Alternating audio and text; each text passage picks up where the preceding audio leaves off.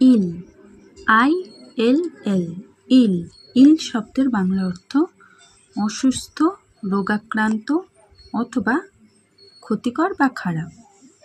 Example 1, he could not attend the online class because he was ill.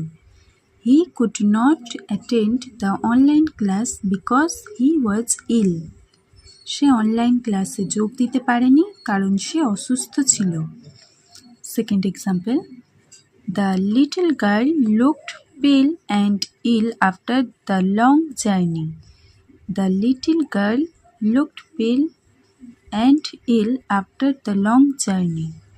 দীর্ঘ ভ্রমণের পর ছোট মেয়েটিকে বিবর্ণ এবং অসুস্থ দেখাচ্ছিল।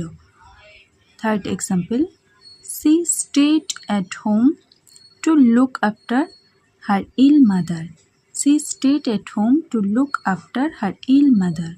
সে তার অসুস্থ মায়ের সেবা করার জন্য বাড়িতেই রয়ে গেল। Fourth example, smoking creates many ill effects on human health. Smoking creates many ill effects on human health. ধূমপান মানুষের স্বাস্থ্যের উপর অনেক ক্ষতিকর বা খারাপ প্রভাব ফেলে। হ্যালো বন্ধুরা, আজকের ভিডিওটি এই পর্যন্তই।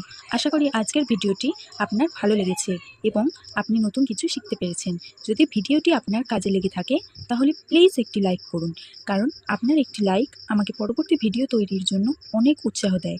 আর আজকের ভিডিওটি নিয়ে যদি কোনো প্রশ্ন থেকে থাকে বা পরে কোন বিষয়ের উপরে আপনি ভিডিও দেখতে চান তা অবশ্যই কমেন্ট করে জানান। আমি প্রতিটি কমেন্ট পড়ার চেষ্টা করি। আপনার সেই সব বন্ধুদের সাথে ভিডিওটি শেয়ার করুন যারা ইংরাজি শিখতে চায়।